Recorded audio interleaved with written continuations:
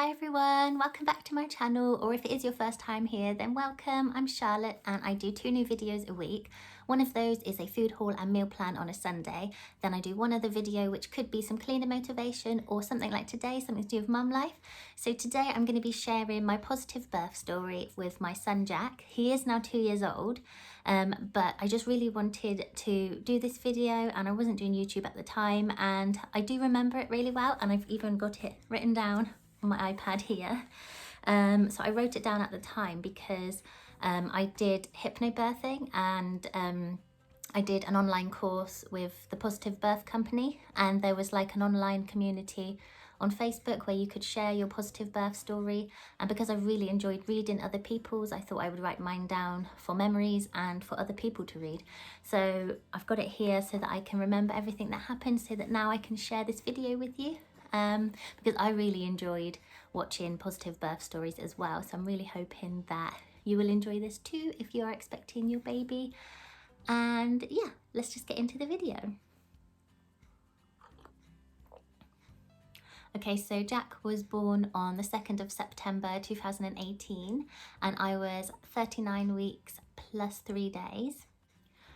So on that morning, my mother-in-law came round and we went to like a little, it was like a car boot sale, but in a school, just have a little look around there. And then we went to do some food shopping, and we went to get my daughter's haircut. And my daughter was about 21 months. And I felt absolutely fine the whole day. And it was just when we were like walking around doing the food shopping that I started to feel like a little bit of pain, like at the bottom of my bump, sort of my pelvis area. But I didn't think anything of it. I just thought it's because I've been walking around too much, and when I get home and relax later, it'll be fine. So anyway, we got home at about 3:30. My daughter went down for a nap, and then when I sat down and relaxed, I started to feel tightenings. So that's when I thought maybe something is going to happen, but I still really thought that he was going to be late. So I just thought maybe I've been walking around too much, it'll be fine. But because the tightenings carried on and they were getting a little bit more frequent, I started to do an app and time how often they were. And on the app, it told me to go to hospital straight away. So I was like, oh, okay. But I didn't because, well, with my first birth, I went to hospital when it was like, it was unbearable. But I wasn't doing hypnobirthing that time, so it wasn't unbearable this time. So yeah, I thought, no, that can't be right. So I thought I'll wait a little bit. And it was starting to get more intense, but it was still like I wasn't using any breathing techniques yet or anything. I was fine. It was just the frequent tightenings that were happening. And my husband was actually at work and he was an hour away, so I should have probably called him as soon as I thought something might have been happening. But I didn't want to get him to rush home for nothing. And he actually told me that I should have just said something, because he would have got to come home early even if it was a false alarm. But I didn't think of that at the time. But yeah, anyway, at about 4:30, I decided to call him. So he got home at 5:30. And even when he got home, still, it was just the frequent tightenings. I hadn't really needed to use breathing much. So I was still fine. I thought there was plenty of time still. My daughter was awake from her nap. And yeah, when he got home, we started to get our things ready to go to the hospital. And I thought, I've got time to go and have a shower and tidy up a little bit. So I went upstairs and started tidying. And I don't know if it was walking up the stairs that did it or the tidying, but then it just suddenly started to get quite intense and I needed to use the breathing technique. I couldn't concentrate on anything else. So I was leaning on the windowsill and using this breathing technique that I learnt in in the online course, which was breathing in for 4 seconds and out for 8 seconds. And that really, really helped. I didn't know any of that with my first birth.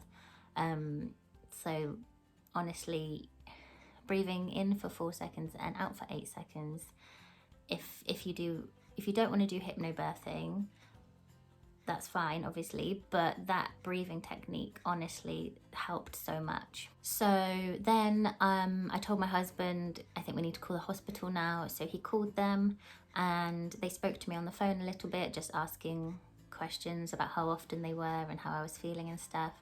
And they said to come in straight away. And my husband asked for a birthing pool thing, and luckily there was one left, so I was so pleased about that because I really wanted a water birth. So yeah, I remember I was in Jack's room, which is like the front of the house, and I was leaning and I could see my husband packing up the car and I was doing the breathing techniques. And by this point I was actually listening to a recording which I got from the Positive Birth Company of her saying, like, breathe in 1, 2, 3, 4, and then out for 8.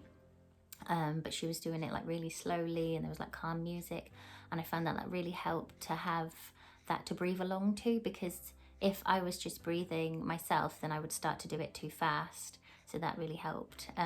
Yeah, so I was watching him load up the car, and then in between the contractions or surges, whatever you want to call them, we said goodbye to my daughter and my mother-in-law, who was still there, which was good because she was looking after her anyway. Yeah, and then we went in the car. The car ride, honestly, that was probably like the worst bit, because you can't get into a comfortable position. I like to be like leaning forward, and they do actually recommend that you are leaning forward. You're not like lying back or anything. So sitting in the car was so uncomfortable, but it was a really short, like 5-minute journey, which is good. So we got to the hospital at about 6 o'clock, and they showed us to our room, and it was so nice and big, and it had a birth pool in it. And the lady actually said, you're really lucky that you mentioned on the phone about the birth pool, because someone's literally just arrived and asked for one, and they've said no, that we were having it because we asked for it on the phone. So I felt a little bit bad for them, but I really wanted a water birth, and yeah, we asked for it on the phone. So yeah, I was so grateful that we got the birth pool, and it's such a nice big room. It was really nice. So yeah, anyway, the lady, I think she was like a healthcare assistant, she said the midwife will be in a minute, so just make yourself at home. So we started to unpack everything, and the surges were quite intense, and I felt like I needed something to help me other than the breathing. So I had a TENS machine to try. I'd never tried one before, but I thought it was a good idea to have you know, something just to try to see if it works. So I tried it, but I really didn't like it. I didn't like the sensation. It felt like tingly on my back, and I don't think it actually helped. So I didn't try it for too long, and then I just went back to the breathing. So when the midwife came in, I said that I wanted a water birth, and can I get in there soon, please? And she saw my birth preferences that my husband had given her, and in there I wrote that I didn't want to be examined. And that is because with the birth of my daughter, I really didn't like being examined. I found it uncomfortable. I felt like it made me like tense up, and I felt like it probably just made everything take longer because I was feeling more anxious and more tense afterwards. And also another reason was because with my daughter, I thought that I was like ready to give birth at this point. I wasn't doing any of the breathing techniques. I just felt really anxious. I just wanted some kind of pain relief, and I was only like 1 or 2 centimeters dilated, and she said like, no, sorry, we can't give you anything yet, and to go back home. And that obviously just made me go into a bit of a panic, which was really not very good. But anyway, I'm not going to talk too much about that because this is a positive birth story, and yeah, my second birth was so much more positive because of hypnobirthing. It was definitely down to hypnobirthing. The breathing really, really helped, and yeah, there's lots of other tips that I used to help. And actually,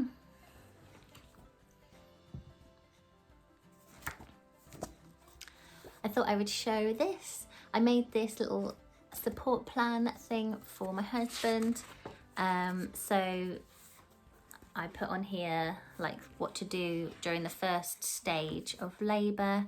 So I've got count my breathing, in for 4 and out for 8, time the surges on the app and call the hospital when there's 3 and 10 minutes, but obviously I said to call the hospital straight away as he got home. Remind me to stay upright, forward and open, and use a birth ball, which I did use a birth ball a little bit at home actually. Remind me to keep my shoulders down and relax. You can do light touch massage, use the TENS machine, and then I've got set the scene, so use room spray, dim the lights, food and drink and music, and then get the oxytocin flowing, which is like the love hormone. So watch videos of my daughter, positive affirmations, cuddles and kisses and massage. And then I've also got the phone number for the birth centre on here so he can easily access it when he needs it. And also I've got on there to ask for the birth pool when you're on the phone, which he did, which is really good. And then give birth preferences to midwife when we get to the birth centre, which he did. Then on this page I've got the second stage. I'll probably start mooing, which is like the noise that you tend to make. Start down breathing, which is like blowing out a candle. Request the birth pool if I'm not already in it. And then if I'm not able to go in the birth pool, ask the midwife to hold a warm flannel on my perineum to prevent tearing, because I did tear quite badly in my first birth and I was just so scared that it was going to happen again. So I just wanted to do anything I could to prevent it. And then there's like this traffic light system that they use. So you need to try and obviously keep in the green light. So that's when you're like feeling calm and you're in control. And then I might go up to the amber light, which is like, you know, slightly starting to feel like out of control. And yeah, and anyway, the red light is like completely out of control, panicking. So you just don't want to go to the red light. So he knew that he needed to keep me in the green light. If I went up to the amber light, then he could get me back down to the green light. And he had his toolkit, which is on here. He's got this little toolkit of things that he can use to help me get back to the green light. So I've got light touch massage, arm stroking, arm drop and release. These are like techniques that we watched in the videos on the online hypnobirthing course. There's MP3s to listen to, music, food, drink, cooling spray, fan, pictures and videos of Mila, which is my daughter, and the TENS machine. So those are all different things he could try to help me if I needed it. Then on this page I've got remember, and then here there's like this brain acronym. So benefits, risks, alternatives, instincts, nothing. So that's basically if they were to ask me if I wanted to do something, or yeah, if they were offering something to me and I'm not in like a state of mind to answer, then he would have this to help him make a decision. So what are the benefits, what are the risks, are there any alternatives, what are your instincts, and what happens if you do nothing. So that would help him to make a decision if he needed to.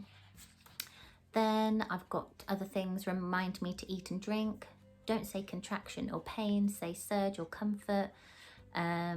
Keep upright, forward and open. And then I've got things that I wanted him to take pictures of. So a last bump picture, picture of me in labour, picture of me in the birth pool, straight after the baby is born and the baby being weighed. So I just find that he sometimes forgets to take pictures and I like lots of pictures. Then I've got some positive affirmations on the last page so that he could say to me, every surge brings me closer to meeting my baby. My baby knows when and how to be born. I look forward to holding my baby in my arms. My baby will be born gently, calmly and safely. My baby is the perfect size for my body and my surges cannot be stronger than me because they are me. So I really enjoyed making this little support plan for him, and I think it really helped him as well. So anyway, where was I? So the midwife said to me, if I wanted to go in the birth pool, then she would need to like monitor me for a bit. So she would just stay in the room and like watch me and see if she thought that I was ready to go in or not, because if you go in too early, then it can slow things down. Or she could just examine me and then I could go in straight away if I was dilated enough. So I agreed to that one examination because I just really wanted to get in the birth pool. And because I had the breathing technique this time, it wasn't as uncomfortable. It was slightly uncomfortable, but it didn't last long. I remembered, you know, to keep breathing, and if I wasn't dilated enough, not to get too disappointed. And I just kept like having the positive affirmations going in my head. But luckily she said I was 4 centimeters dilated and she would start getting the pool ready for me, so I was so happy about that. Yeah, so then when the pool was ready, I got in, and I wasn't in there too long before I asked for some gas and air because they were quite intense at that point. But yeah, it was really nice and calm. My husband had sprayed some room spray and got my little battery operated candles, and he was offering me food and drink. I didn't really want any food, so I was just sipping my drink every now and again. Yeah, and it was just really nice. So I felt like I wasn't really in the pool for too long before I started feeling like that my body was starting to push. And I was using the gas and air and just trying to do like the down breathing. I did quite struggle with doing the down breathing, so I was mainly doing the in for 4 and out for 8 still, which really helped. But I did find that towards the end, it really did help me to like do like a really hard blowout. So I was like, and that really helped. Or like into the gas and air thing, like blowing really hard, seemed to help me. So yeah, and then I remember I did have a bit of a wobble when I could feel his head crowning, because I was so scared that I was going to tear. So I started to panic a little bit, and I was like, no, I can't do it, it's gonna tear, I don't want to tear. And I was like just worried that I was gonna tear again. But my husband and the midwife were really good. They calmed me down, and like I was like, okay, yeah, I know, I don't want to panic. I know this is gonna be fine. I'm gonna meet my baby. So I calmed down and carried on with the breathing, and then his head came out. And yeah, I feel like with my daughter, I just pushed really hard. All of her, like, she all came out all of a sudden. So this time it was really different. It was in the water and his head came out, and then there was like a pause while I was waiting for the next, because I wasn't pushing him, I was letting my body do it. So his head came out, and then there was a pause, and it felt so weird because I could feel him, like his like legs moving inside of me. Such a weird feeling. And then yes, and then there was a pause, and then he came out, the rest of him came out. And then so I turned around because I was kind of like leaning over the edge of the birth pool. So I turned around, and the midwife like sort of brought him up, and she had to unwrap the umbilical cord because it was wrapped around his neck. And then she passed him to me, and we had a cuddle, and it was really nice. But I didn't even like check to see if he was okay. I feel bad about it, but I was just so relieved and so happy that I had done it, and I like felt proud of myself that I did it in like a calm way, and it was really nice and everything. So I was just cuddling him and looking at my husband and saying, I did it. And like I was just so happy. And then the midwife came round to me, and she was like, can you just rub him a little bit? And I was like, oh yeah. And I like rubbed him, and then he started crying. He was fine. He just hadn't started to cry yet, so yeah. But luckily he was fine.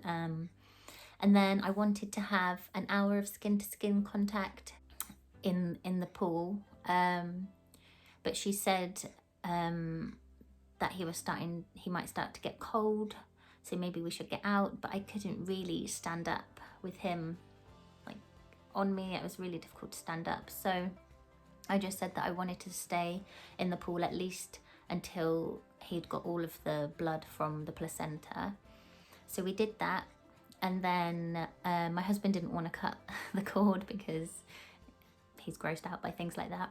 So I cut it myself, and then Jack went to have a cuddle with Daddy, and I then had to try and get out of the birth pool, which I found quite difficult to stand up because I just felt so exhausted, and the placenta was obviously still inside. But yeah, the midwives helped me get out, and then I had said that I didn't want the injection to help the placenta to come out. I had it last time, but I just thought I wanted to try it naturally this time. So they asked me to sit on the toilet, and they put like a little bowl thing in there to catch the placenta. So yeah, then I had to push the placenta out, and I just found it so difficult because obviously I just pushed a baby out and I was exhausted, and I was trying for a while, and the midwife said, like, you're so close, it's nearly there, if you just keep going, when you think you're about to stop, don't stop, just keep going, it will come out. And I was like, oh, okay. So I did like a really big push, and then I was about to stop because I just couldn't do it anymore. I felt like I couldn't do it anymore, and she was like, don't stop, it's nearly there, just give it a big push. And I did, and it came out, and it just like felt like such a relief when it came out. Yeah, anyway, then they gave me like a big, you know, what is it called, like a disposable big nappy thing to wear, and a hospital gown, because I just thought I'll just wear a hospital gown because then, you know, they can dispose of it or wash it or whatever. Like, I don't want to get blood all over my clothes. So yeah, I wore a hospital gown. Yeah, then I went over to the bed and gave Jack a cuddle and gave him his first feed. And yeah, it did feel a little bit weird feeding him, even though like I breastfed Mila until she was about 14 months. So there's a bit of a gap, so stopped when she was about 14 months, and then she was then 21 months when Jack was born. But it feels so different feeding a newborn and feeding a toddler. And obviously they're all different, and when they're newborns they have to get used to it too. But yeah, everything went well with the feeding, which was great. So yeah, then they brought me some tea and toast, which was really nice. And actually something weird happened when I was eating and drinking. I randomly just felt really faint, and I said to my husband, I think I'm going to faint, can you take him? Because I think I was just holding him while I was eating and drinking. So my husband took Jack and rang the bell, and they apparently, yeah, I fainted. Luckily I was on the bed anyway, so yeah, I fainted. And then they came in, and I was just a bit confused, didn't really know what had happened and why it had happened. But oh yes, I forgot. Just before that, I did have a slight tear, so the midwife had to stitch me up. She just gave me like a little injection, stitched me up. It wasn't really uncomfortable. It was like a slight bit of pain, but after you've just given birth, it's nothing really. So that was fine. Yeah, then after that, so maybe she said it was because of that. I don't really know, but anyway, I fainted. And then I felt fine. I had my tea and my toast, and I was absolutely fine afterwards. Yeah, so I forgot to say what time he was born as well. So he was born at 8:25. So I got to the hospital at 6 o'clock. Then he was born by 8:25. So it was really quick. So I was so lucky. And then because it was in the evening, they said that we would stay overnight. They actually brought in a like a double blow-up bed thing, so that was really nice. So me and my husband could actually both sleep that night, which was great, because when my daughter was born, we were moved to like a room that just had a chair in it, so my husband had to kind of sleep sitting up in a chair. And then we were moved to a ward, and it was just like a small room, not a room, like a, you know, like a bay in a ward where he just had to sit in a chair. But anyway, yes, so we both got to sleep on this double blow-up bed. And then the next day, we just waited for them to do all the checks and everything. And yeah, then we got to go home probably around lunchtime, yeah, to go and introduce baby Jack to his big sister, which was really nice. And yeah, so that is my positive birth story. I really hope that you enjoyed listening to it, and I really hope if you are pregnant that you have a positive birth too. And yes, just such an exciting time being pregnant and looking forward to meeting your baby. So yeah, anyway, thank you for watching, and I'll see you really soon in my next video. Bye!